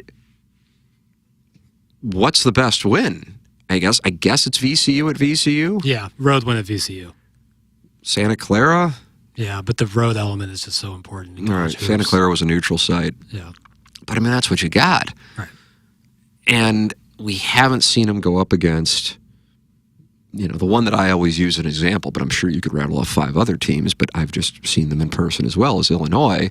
And the size that they have on the inside when SLU's offense revolves around getting open looks for threes and then trying to get, as you would call them, Jackson, bunnies. Yeah, couple. That's it. Yeah. But I don't know if the bunnies are going to be there when they go up against... There's a redwood forest down there. Right. Yeah. And so so it's like, okay, you know, I was talking to a couple guys who played at St. Louis University after the game on Saturday against Richmond, and they're like, you know, Richmond scores a lot of points, but they were trying to, you know, they couldn't get inside, and so then they're trying to hit mid-range jumpers, and they can't do it, and so they're falling on their faces, and God, they had like nothing as far as points go at the half, and SLU beats the hell out of them, and their fear is like, okay, once SLU runs into its version of that, but it probably won't happen until the NCAA tournament, what's it going to look like? And could this thing that has all this momentum at the moment, you know, end in a 25-point loss where they score like 50 points by playing against whomever you would cite, you know, if they're an 8 or 9 seed and they're up against an Arizona or a Michigan, or they're a, you know, 7 seed and they're playing Illinois in the second round or something like that. Is 2. So that's, I don't know. So, but you know, there's no like, hey, Slew's been an advertiser on the show before. Yeah. My sister went there and played soccer there. This is just, you know, we've been doing the show for 22 years. We haven't talked a lot of St. Louis University. Majerus would come on the show and then want to go get sandwiches with us. But we weren't like sitting there going, this is the greatest team ever. You know, call it how you see it. The team's good. The team was really good. Mm-hmm. And Majerus's, what was that, 13? Yeah, like 12, 13, 14. They were Got really beat good. by Draymond one year. Michigan State. Yeah. Mm-hmm. But the thing about Shirts, a couple things. Like Shirts, he is a basketball nerd just like myself. And when he gives post-game interviews or comes on the show with us, he doesn't like try to like dumb it down. He like is like he goes in. Try to find the Josh Shirts response in the press conference where he goes less than 2.5 minutes. You would be hard pressed to do it because he gets into the weeds with everything. He's very transparent about what he runs, the situational stuff. He's got a great memory about that stuff, and it's like listening to a basketball podcast when you listen to some of his post game because he can get really into the weeds. Into it, yeah. And that's really, really, really awesome. And I think part of the reason why Slew is so fun to watch is because they run an NBA style of game where it's threes, open layups, bunnies, as Tim would say, and free throws. Those are the three most efficient shots out of order. Open layups and dunks are the most efficient shot. Free throws, second most efficient. Three-pointers, third most efficient shot in basketball. And they run quickly. The reason like some people would have a problem with the NBA is they play 48 minutes a night, 82 games a year. That's a lot of basketball. College, they play half the amount of games and only play 40 minutes, so you get like the best version of that. Yeah. And it's super, super fun to watch. It's why the NBA has gone crazy internationally, is because it's just really fun to watch. And they have a team filled with some young local guys too. Shirts has certainly made himself very visible in terms of the public. It's like the perfect storm. You know, they have a really good thing going on. He's likable. He's believable. Yes. I really hope, I have no knowledge, that he stays. I hope so too. You He know, seems like a program builder. but you know, I don't know what kind of opportunities will be out there. But if they do make a run, and by make a run, I would say to the second weekend of the tournament, that would constitute making a run. He's going to get a lot of attention, but he's starting to get a lot of attention as it is from college basketball people. Yeah. He will get attention nationally if St. Louis U becomes this. And if Kellen Thames gets the stage and he starts making some of these plays and these dunks, I mean, his ability to get up, it's something else. I think that's probably like my 3-year-old loves Robbie Avila, and my older son loves, you know, the bad man, Kellen Thames. Right. And there's just, it's fun to watch. But, you know, I mean, when are you going to get to see him play somebody? Probably the third weekend in March, you know, realistically. VCU will come to town. On February 20th, the night we get back. I'm hoping to get from the airport, like landing at 3 or 4 o'clock from Lauderdale, to get down to Chaffetz Arena for the VCU game. Like, I'm legitimately 7 planning tip? that. Yeah. Yeah. No, I think it might be a 6 tip. Oh, okay. You might be cutting it a little close. You might not be able to go home first, but Pick up the boys will be in the car. yeah. Yeah, because they won't be with us. Yeah, you might have to go straight there, but you should be able to make it. And then the Dayton game that we're all going to. Yeah. That'll be a pony. Which gets me to this thing that my mom asked me about, and we've had people screenshot and send it in.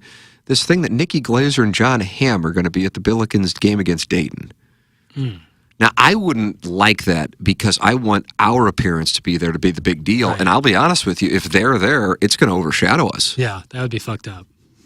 On their part, by the way, to be like, oh, we're going to step on this. Right. It's wrong. So when people say, like, John Hamm's going to be there, I don't know if they're getting me confused. Right.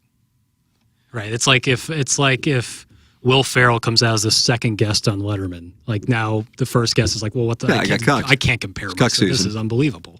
Cuck season. Yeah. Tim, when you were a kid, we've gotten a lot of YouTube comments I'll attempt to answer, but just this one is at the very bottom. Tim, when you were a young adult or kid, was the college basketball season as irrelevant as it is now, back when the top players stayed 3-4 years in college, talking regular season? I don't think so, but again, I was a kid, so it might be a different perspective. I loved it. I would, in Missouri was playing Iowa State and Kansas State, and Yeah. I guess Oklahoma State was in the Big 8, right? Fuck, I don't know. I think so, pretty sure. Yeah. but Billy Tubbs in Oklahoma, and then you had Larry Brown and Roy Williams at Kansas. Who was the longtime guy at Oklahoma State? What's his name? They went to the Final Four when they had Tony Allen, Oklahoma State. Basketball coaches. What the fuck was this guy? He had like a real bad receding hairline.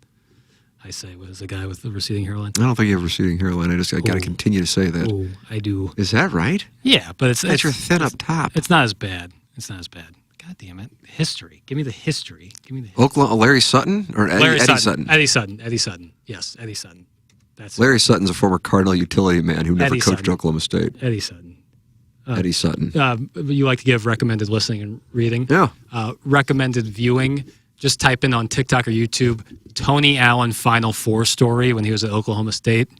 I know you will laugh. Is that right? Truly outstanding. What year were they there? 95 with Big Country Bryant Reeves? I think it would have been a touch later. Oklahoma State Final Four. I feel like it would have been the early aughts, maybe. They went to the Final Four in 2004 and 95. So both of us are correct. Eddie Sutton, coach in the 2004 one. Vic Steele's burner is back. Why are we wasting time talking about something you've talked about a million times? This is a repeat. Now, he was on last week. Do you remember that, Jackson? He said this was only his second time ever listening. Oh, really? So hold on a second. Now, hold on a second here. Vic, are you taking questions? Because you're saying, why are we wasting time talking about something we've talked about a million times, but you said last week it was only the second time you'd ever watched the show. Is there a chance that... Being disingenuous? Okay. Oh. Yeah. It seems like the other commenters have taken a notice of some of his work. You watched him get smoked out? Yeah, I think they took note. Someone just says, well, why are you still listening then? He goes, you're right, I'm leaving. But he's not. No, of course not. Let's see here. Okay, read that. Jackie Papers. Hey, Tim, simple question today. Why are people so butthurt about the filtering with the design error, heating and cooling completion? But I gather that was supposed to say competition. Yeah. Just a bunch of sads, right? That's from B Tuft. I wonder if that stands for Big Tuft. Yeah, that's just a... Is that a thing, too? It's a positional thing. Like, anyone who has to be the one filtering emails is going to catch hell. Because people don't like being denied. People don't like being told that... But I didn't know that like, it was like a big thing. I recall there was one guy who was really... Yeah, the Heiser House Hooligan. That's nice. That's who I was thinking of, actually. But, like, I used to email in more than I've been willing to admit to the show years ago, like in high school. I'd be like in study hall writing emails so think about that next time you're reading emails, that this might have been written in the study hall. We'll do Horton Watkins High School. But like I would... Wonderful facility, though. And I would send them in, and that, like if they get read, I wasn't like... Oh, damn it, Sea Monster, what the hell's wrong with you? I was like, okay, well, either they had a heavy batch or it wasn't that funny. And so I'll try again tomorrow, Like, it's like, I just don't get the idea is like that, like, what's the common denominator here if you keep not getting read? Do you think it's the person filtering or maybe it's your quality of work? I don't know. Either way. It's a fair observation on the point of Jackson Bennett Burkett. Let's see... I get why he was on the show last week, but man, Schmidt really rubs me the wrong way. That's from A. Bayless. Yeah, but I do want to talk about that. I got a. I mean, it was just one email, but I just got an email from someone to like our general account, where I guess on the app you can email us, and they were furious that we were having him on, and then somebody saying that I had no integrity because we were having him on. And listen, all that's fair game, comes with the job. But I guess what I would say is if you did listen to that interview, I'd like to think everyone would agree that it was not a political interview. And if he wanted to come in and talk politics, I would have said absolutely not. I mean, it's just not happening. Right. And hell, that would be a case where our bosses at Hubbard actually would say something about content. I can promise you that. So we knew he had reached out to Martin.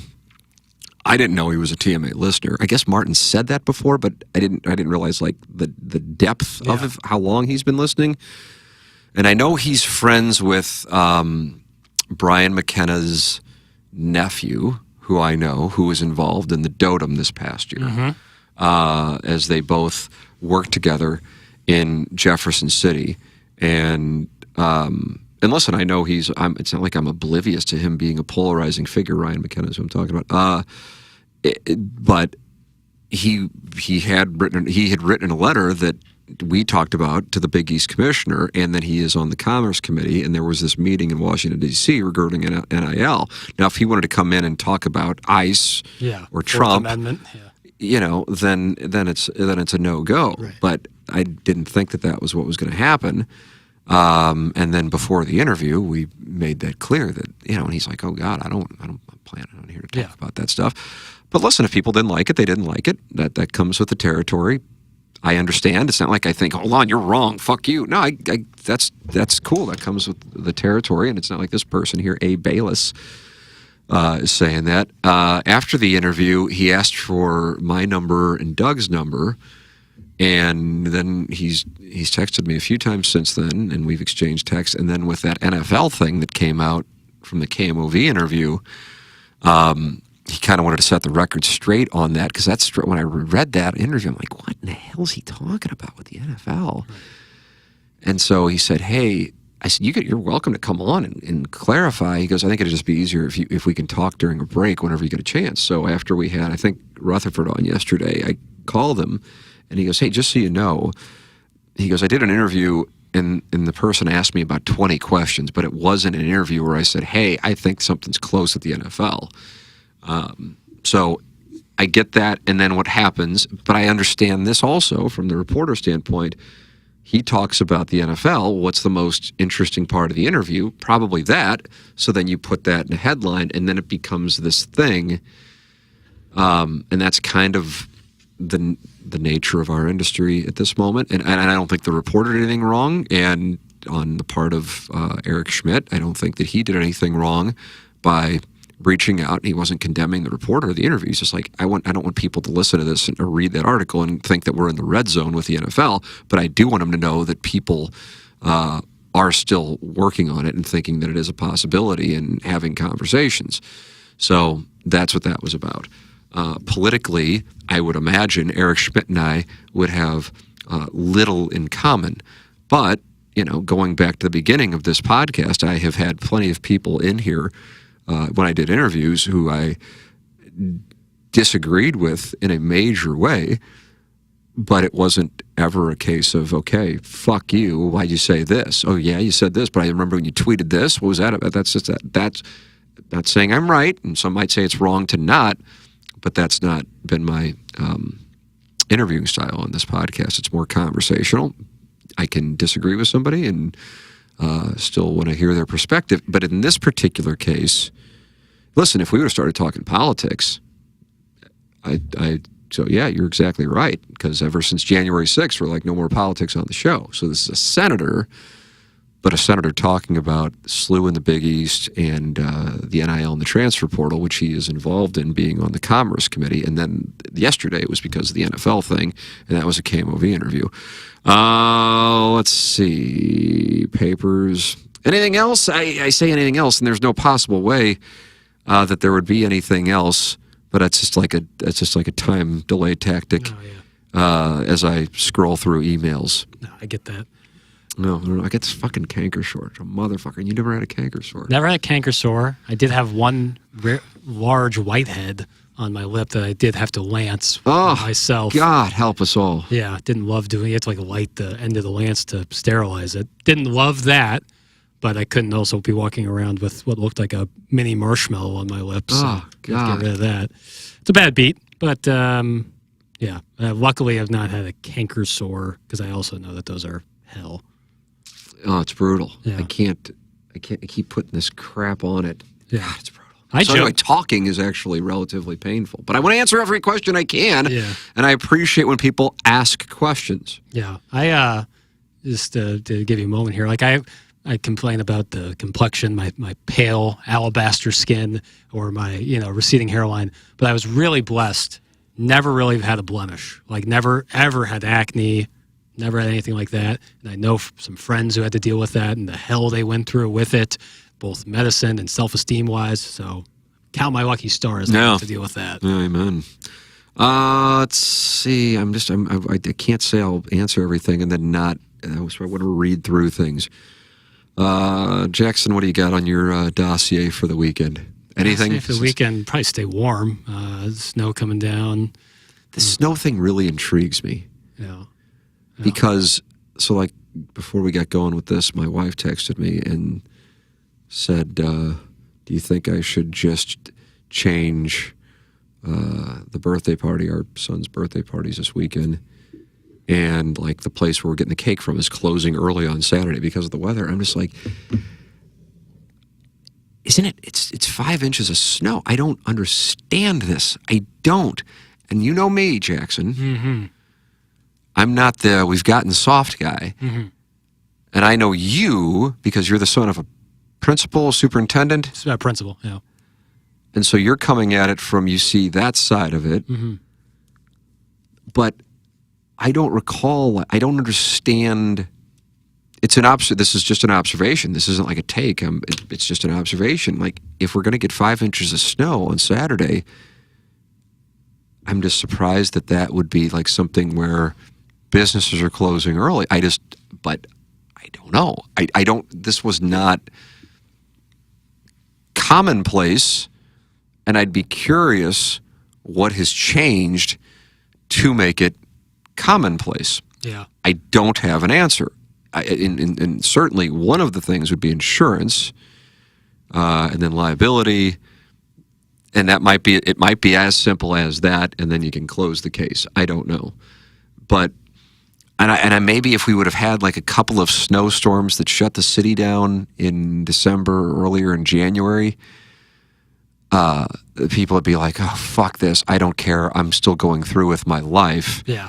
So maybe it's because it might be the first big potential snowfall. Yeah, I think part of it is because they've done, I mean, maybe, and again, romanticized in the past, it just feels like in the last 2 years, maybe 3, that anytime any snow comes down, it feels like the roads aren't in good shape. Like for the first couple hours as the snow is falling. Now, I get that you can't plow immediately as it's happening, especially like there was a snowstorm. It snowed in December this year, 2025. And it happened like right at midday. Yes. The roads were hellish. Not brutal. Not the conditions. Just so many people were on the road trying to get home. Yes, and it was it was rough. I was driving, and there was times. Yeah, we had to go. We had a doctor's appointment for one of my kids, and we had to get there. It was brutal. It was legitimately brutal. And then randomly, I go out to that Elevate in Lake St. Louis, and my sons had stuff out there on Saturday. One at 9 o'clock, one at 1 o'clock. I'm out there driving 9 o'clock, driving back at 10 o'clock, and then I'm out there. Well, on our way at 8 o'clock, it was snowing a little bit, but nothing. And on our way back in, now in Lake St. Louis, there was nothing. Yeah. And then we get into like the Chesterfield area, and people are driving 10 miles an hour with their hazards on because it was snowing so hard that you couldn't see. It was a really weird set of circumstances. And yet 2 hours later, there was barely any snow on the ground, even though it was still cold. And, it was borderline sunny out. Yeah. So it was a really weird snowstorm that wasn't really a storm, but it was just like this burst that came through. It was, and I happened to be on the road for it. I think that also could be, in part, some of the issues, and I don't want to put this all in MoDOT. It's just the unpredictability that comes with 5 to 6 inches of snow. Because if it's just 5 inches of snow, then yes, we should all be fine to continue our activities as planned. But if it's 5 inches of snow with ice to follow, and we have cold temperatures immediately following the snow, which means it'll be here to stay, that's where things get tough. Because people don't know if it's going to be full of ice or what the situation is until it really happens. So it's like a plan for the worst, or prepare for the worst and hope for the best kind of situation. But in this case, I mean, most people are just kind of in shutdown mode. It's like our son's birthday party is on Sunday, and my wife's like, I guess we should cancel it. You know? Anytime with that, I feel like it's like hour by hour. Like I wouldn't cancel any plans. You're in a different spot because you're hosting people. You're not going somewhere. Right. But, Well, we are going somewhere. Okay. But you will be you're like the nucleus of this event. So it's a little different in your case. But I'm just like, right now I'm planning on everything being normal Saturday and Sunday. And if it's terrible, I'm prepared. If not, we'll be good. Yeah. I don't know. It's just, because I hate the things used to be so much better thing. Yeah, because I think it's brutal. That's where I was going with TikTok, and then of course I went off on some other fucking tangent. But one of the things in my algorithm is these things where they play this music. I don't know if you've heard it, because at 27 they might not try to be hitting you with the nostalgia dopamine. Yeah. God, I hope I can I'm sure I can find it, and maybe I can play it into the microphone. But it's like, oh, Christmas in the 1990s. We were so lucky to have Oh it. yeah, we get that where it's like you're in the 4th grade and it's Christmas in 2005. There's some music. I don't know what the soundtrack is. No, I can't get that. But either way. Oh yeah. So it's the dopamine hit. Right. And so last night I'm driving back from Lake St. Louis. I might as well set up residence there with my older son. And it's like 8:30, and in Kirkwood there are these street lights that they've put up, and I'm like, okay, I was thinking about the TikTok with the nostalgia, because nostalgia is a dopamine hit, just like when I see two girls scissoring, same deal. Right. Different parts of the brain. I would fathom. I don't know. Yeah. I got a journalism thing going, not medical. But either way, I'm thinking in 20 years, when my son is 28 years old and living wherever in the country he's living, I might not even be around, but if I am, and I'm 69 years old and he's 28, and somebody were to, now TikTok won't be around, I wouldn't imagine, but if I were to see something with this nostalgic music under it and just the video of the streetlights in Kirkwood, and you had no idea how good you had it in 2026 when you saw the streetlights in Kirkwood. And the reality is, it's like, man, I got a fucking canker sore, my jaw's hurting me, and I got to get up at 5:30 in the morning. Yeah. That's the magic of nostalgia. As my buddy says, whose kids are older now, he goes, if we remembered how miserable it was with newborns, nobody would reproduce. So the brain filters out the negativity, and that which is in the past is glorified. And so last night I'm sitting there with my boys, because our younger son's about to turn 4, and I'm sitting there and I'm going, let me see what you looked like to our older son when you were 4. And I'm like, God, in my mind, I always thought like he was, but he's kind of like the 4-year-old now, shocking, but in my mind, I thought that he was, but they're like essentially exactly the same. And then I'm looking at this stuff and I'm going, boy, some of this shit sucked, it did. The early parts of it, for me, it did. And I'm sure for moms, it did. The early stages. I'm more of I like the parenting, raising, guiding, rules, counseling, talking about my mistakes and how I can learn from them and you can learn from them and so on and so forth. The crying and the diapers shit, I don't find that cute, nor am I longing to go back to it in any capacity. I've oft said that if my wife told me she was pregnant, I'd just walk into the river. Jackson, that's where you're from. I'm just going to walk right into the river. That's where I'm going. I'm walking right into the river. But I know that if I'm on TikTok and it's scrolling through and they've got Gentle Snowfall and it's Christmas Eve, 1991, and there's this, I don't know what the instrument is, but there's this music, and some of you have heard it. I know you have. Yeah. And it's like we had no idea how good we had it. Right. But I wasn't thinking that at the time, and I'm not going to allow the TikTok algorithm to make me convinced that 1991 was the tits. It was the year Color Me Bad. I Want to Sex You Up, and that was great. But other than that, you're the old man in the wagon. I was bussing tables at Pietro's, and I was broke as fuck. Right. Pepperidge Farm remembers. It's the same idea. That's what the cat would say. Yeah, it's the same idea. It's like, and like you said, like the humanity, we have this like kind of gift in a way of like when we think back on things, we usually think of the good times. We don't think about the daily anxieties or stresses that we had at that time. The canker sores. And you have to and the canker sores, and you have to like understand in your mind, like, things, you were probably happy then, and you're probably pretty happy now. You're just, kind of overwhelmed. But like, try to find that balance of like, yes, things were good, but I also had these issues, and now I don't have those issues anymore, and might have new issues, and in 10 years I'll have new issues on top of that I might not have right now. But what I am telling you is elections are won on playing into this very condition of humanity. 100%. 100%. 100%. So you capitalize on people's fear of death with religion, and you win votes that way, and you capitalize on people's dopamine hits from nostalgia, and you win elections that way, and you say you're going to bring it back. And in reality, you can't. Right. It can't be brought back. That's my TikTok algorithm observation. Do with it what you want. But I'm like, the street lights in Kirkwood. I've got a canker sore. I've got to get up. My jaw's hurting me. I certainly enjoy being with my son, but this is fine. Yeah. But if in 20 years I see a video with this little instrument that they have going under it, you didn't know how good you had it in January 2026 when you saw the street lights at Kirkwood. Yeah, it was fine. Right. Be honest with you. Yeah. Like, exactly. That's how I always feel. When it comes to basketball, I'll go back to real quickly. I knew I was vindicated in my case because in 2016-17, when James Harden was going through his scoring run, people said the game was broken. James Harden is ruining basketball. This sucks. And now we're in the age of Shai Gilgeous-Alexander, and people said, remember when we had James Harden and everything was great? It's like, no, I won't allow this. You assholes were saying the same way. So in 10 years, when Wembanyama is going crazy again, or like some new players, and they're like, remember how good we had with SGA? You MFers don't get to do that because you didn't do it. Jackson's not going to let you do it. Didn't appreciate it because you guys are all sheep who talk about Twitter comments and take that as gospel. Who are we talking about? Shai Gilgeous, I can't stand when people call him. It's a free throw merchant. He's only because he's a free throw. He's not even in the top 10 free throw attempts on the season. Watch him go get buckets. Seriously, go watch an NBA game instead of bitch about it. Piss me off. Good for papers. Look at this. Kevin Durant said it. He said people don't love the NBA. They love to complain about the NBA. People don't love TMA. They love to complain about TMA. It's the same way. Let's get KD on tomorrow. What up, Slim Reaper? Surprise guest. Yeah, he's up 100 feet tall. This fucking canker sore. It's killing me. What's the treatment for that? What the hell? Oh, here. I'm doing a live read. This is like Between Two Ferns when he pulls out the speed stick. Let me tell you about my friends at Kanka. That's what it's called, Kanka? Kanka. That's good. Kanka.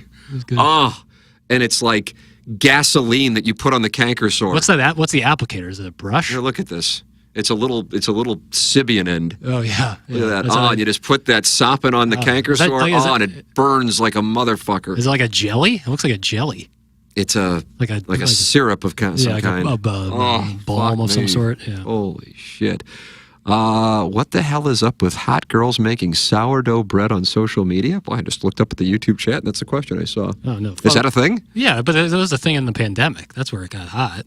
I was oblivious to that. Sourdough just starters. Like Martin killing the Dear Deidres. I was oblivious. Sourdough starters, yeah, that was a big thing. And that was like, these were hot girls? Like, just by themselves? There was no, like, barrier to entry. Like, you had to be, like, a 7 or better. It just was, everyone was doing it, hot girls included. So I guess I just carried on.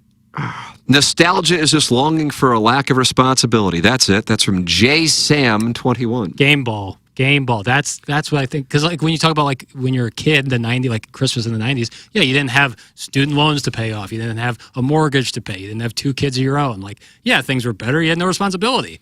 So the happiest I think I have ever been in doing this show, as in TMA, was 2015. Now, that's not a reflection, of course, on working with you or working with Martin. It was because we were operating, well, I say, but then my wife, to her credit, who lived it with me and has lived the last 2 decades of this with me, says, got to remember, because I'm like, we operated, we didn't own the station, but we operated it. We were making money, not like ridiculous money, but making money. But because I operated it, I didn't have to answer to. Bert Kaufman owned the station, and I had an agreement with him, but I was more like a tenant of his than his employee. And so my wife and I didn't have any kids, and she goes, what you loved about 2014 and 2015 is every couple of weeks we were going to Las Vegas or wherever. Yeah. And what you loved about it was the freedom. So when I sit there and I romanticize going out on our own, she's quick to say that the stuff that you loved wasn't just going out on your own. It was the fact that we could get up and go and say, we're going to go to Las Vegas. Fuck it. What are we going to do tomorrow? Want to fly to Las Vegas? Let's go. Right. And also I was spending money like I was making $10 million a year, which hammer. It was fucking ridiculous. Just unbelievable. Where was Mark Hanna then? I needed him. I needed him badly, Jackson. He would have staged an intervention. So that cannot happen again because we have 2 young children, and the fact that we're going to go out to dinner tomorrow night's a big deal, much less go, fuck, we'll have Charlie come in and run point, and the cat and Doug will be there, and I'll come back on Monday, and maybe I'll take Tuesday off just to get back in shape from drinking, and then I'll be on the air on Wednesday. And then next Friday we'll fly to, Dallas. And that's what we were doing because we had no responsibilities. We were dual income, no kids. Dink? Did you call it Dink? Yeah, you know any Dinks? Is Sweet Sweet Kai Dink? Yeah. He is. He's a dink. Yeah. He is a dink. So that's what it was. So I sit there, and this is because it's not. So as Jay Sam said, nostalgia is longing for the lack of responsibility. I think he's right on target because I romanticize. Oh, what I loved was owning and operating it. And I guess there's maybe part of that, but it was a motherfucker at times too. For sure. But what I really liked was the no responsibility of not having kids and being able to just go, let's just go get fucked up, and I'm going to go play poker. You're going to sit by the pool, and then we'll get together for a dinner that we'll spend too much money on and get drunk. That's what I'm thinking of. Yeah. Well, you know what? At least I got it, but the ship, she sailed. Yeah. And that's fine. At least I got to do it, but it's not coming back. And if it is coming back, it'll be down at the Villages or something. Yeah. The days of lesbianism and port are behind us. And that guy using my office chair to beat off. Yeah. I'd like to see that in my TikTok algorithm. If you want me to see something in my TikTok algorithm, not necessarily what was going on behind me when I turned around and I saw that with the chair and it slid like this, Jackson. Yeah. Like that. That's Yeah. my bag is the guy beating off. Yeah. And looks the part. And then what was going on in front of me? They're gone. But you know what? At least I got to experience them.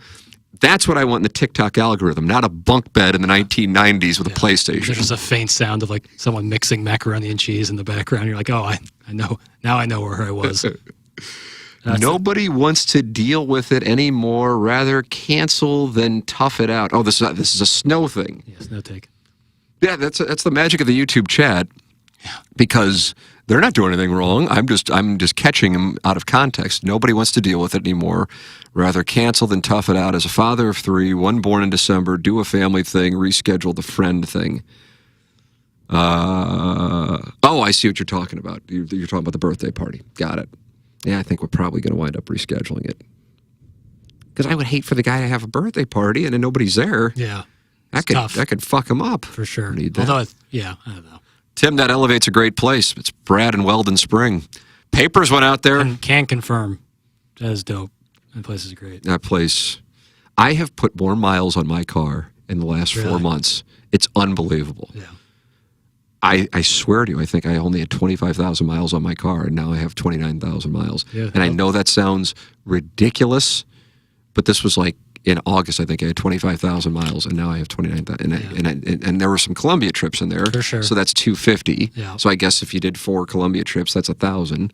But there's a bunch of these, I think probably 60 miles each time. Yeah. Like St. Louis, and I bet I've been out there 30 times. Yeah. But there's something meditative about a 30-minute car ride. And listen to podcasts. That's on the highway. When I was driving so now it's like when I go to Columbia, I'm like, God, that's like I'm driving to Chesterfield. Yeah. But the difference is, for real, and I know you didn't experience this, but for me in the mid and late 1990s, going to school there, we didn't have podcasts. For me. Right. Because you can just drive and you can kind of, as you said, meditate and listen, as opposed to it's like, okay, it's a radio station, music, commercial break. Yeah. Then you get out of the St. Louis area. Now you're in that spot in between Columbia, and you're trying to find stations, Salvation. and you got You're trying nothing. to find salvation on the radio. Amen. That's what. Yeah, there was a lot of salvation, a lot of saving. You think that's why Gangster Pete's buddy Deeb started beating off on the highway? You think like if he was like able to listen, he was enjoying a podcast, like to listen to Conan's podcast, it would be all resolved. I had a birthday party as a kid that one kid came to. It wrecked me for a hot minute. That's J-Sam, 21. Yeah, they'll fuck you up. Yeah, I don't need that. Are there any other TMA questions that I want to be able to answer that haven't been asked? Otherwise, Jackson's got James Carlton here. Why doesn't he come in and ask a wonderful question? I think he's having a meeting right now. I'm going to catch him on the back end of his meeting and become a client, a proud client. You will be very happy with that. It's one of those things that once it's a nice thing to never have to worry about once you're with somebody of his caliber. It happens to be the truth about the 3 people who sponsor this podcast. So help me God. that's the case with like, okay, if I have an HVAC issue, I'm going to Design Air, and it's just like that's we're in the people business, Tim. Well, I mean, I'm not going to endorse somebody who I don't like or respect. And in the case of Mark Hanna and James Carlton and Seth Goldcamp, I like and respect them, and I know they're going to be good to our listeners. All right. If you got a question on TMA or these conspiracy theories, ask me, and you can use an AOL or whatever, so I don't know your name, even though I won't care. But I want to answer the questions, because I did not know that Martin was blamed for Dear Deidre's. We can read Dear Deidre's every day. Sure. We get stale, but whatever. It clearly doesn't bother people. That's Jackson Burkett. I'm Tim McKernan. This has been the Tim McKernan Show. Thank you so much for listening. Thank you to James Carlton of the Carlton State Farm Insurance Agency for sponsoring. Thank you to Mark Hanna of Evergreen Wealth Strategies for sponsoring. And thank you to Seth Goldcamp of Design Air Heating and Cooling for sponsoring. Thank you for listening. Bye.